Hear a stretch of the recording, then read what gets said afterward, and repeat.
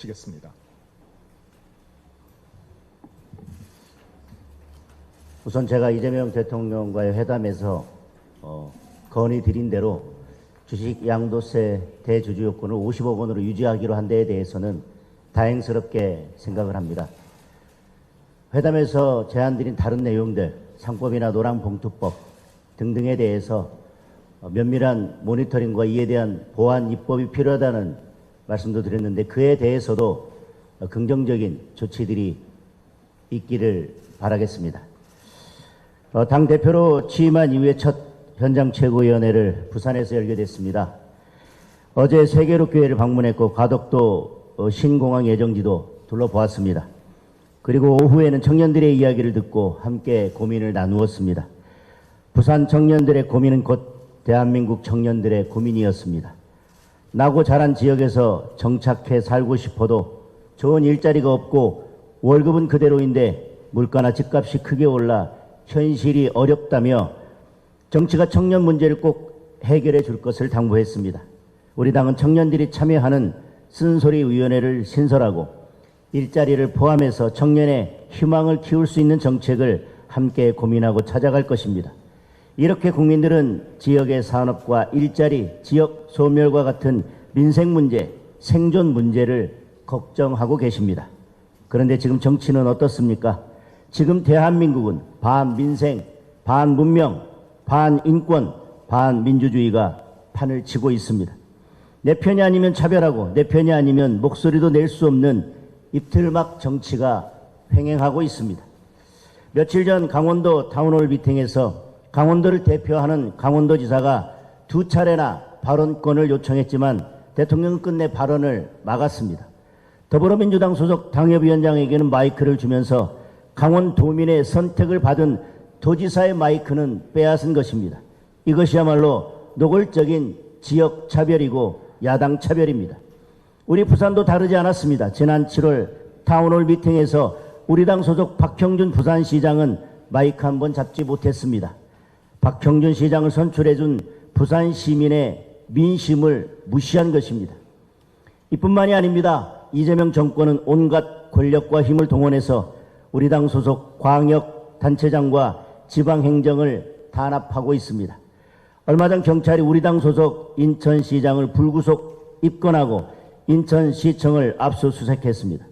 더불어민주당은 허황된 거짓 선동에 엮어보고자 우리 당 소속 광역단체장들에게 수사 좌표를 찍었습니다.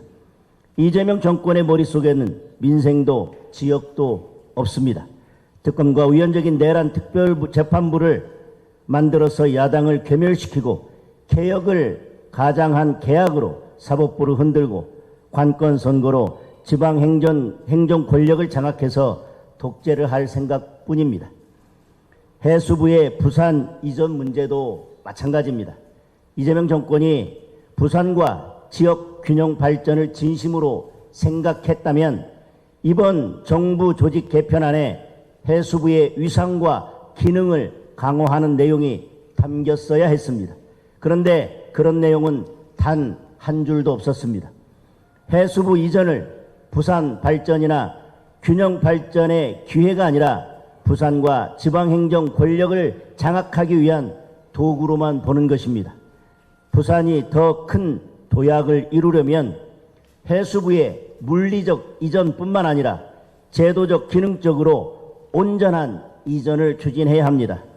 지지부진한 산업은행 이전은 물론이고 부산신항, 가덕도 신공항 등 지역 인프라가 함께 뒷받침되어야 물류와 금융이 함께하는 글로벌 해양수도, 글로벌 허브도시 부산의 꿈이 이루어질 것입니다. 국민의힘은 수도권 일극체제와 지역 불균형을 극복할 새로운 중심축으로서 부산 발전에 모든 당력을 쏟겠습니다. 부산의 도약이 곧 대한민국의 도약입니다. 한 가지 더 말씀드리겠습니다. 역사를 되짚어보면 대한민국에 6차례의 사법파동이 있었습니다.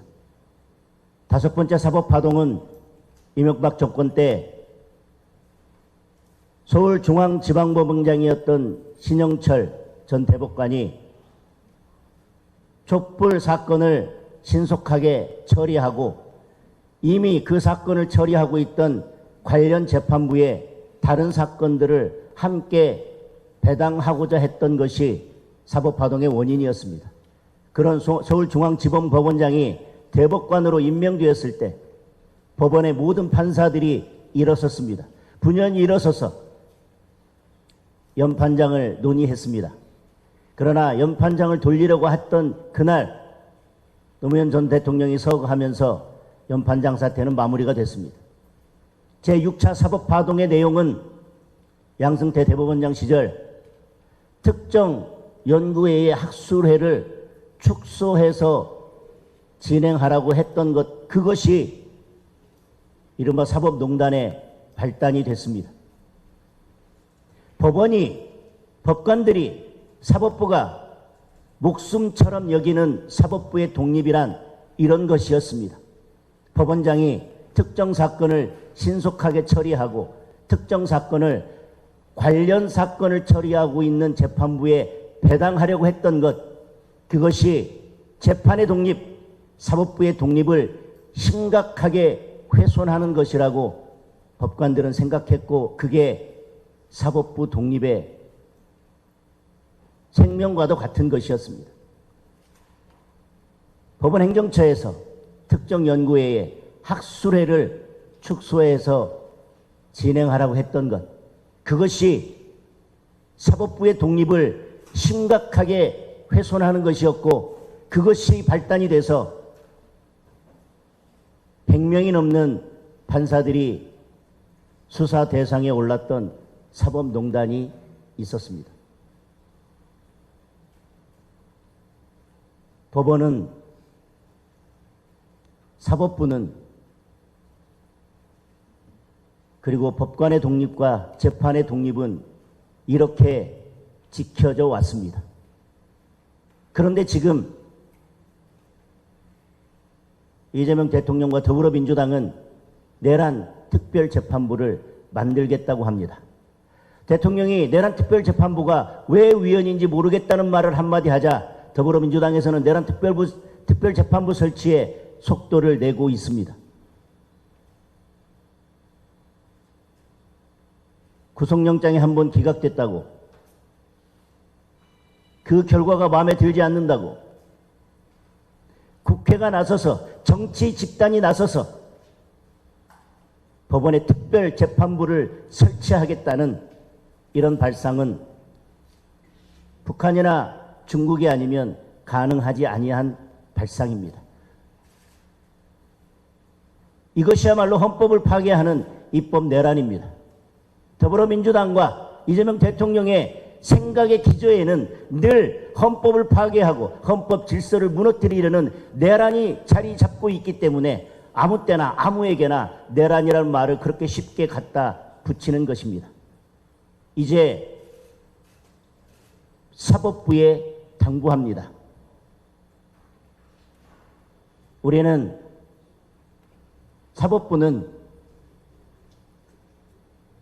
재판의 독립을 해치는 그 어떤 것도 용납하지 않았습니다.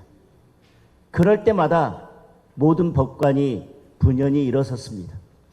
연판장으로 막아냈고, 그것도 되지 않으면 법복을 벗어 던지면서 사법부의 독립을 지켜왔고, 그렇기 때문에 지금 대한민국이 존재하고 있는 것입니다.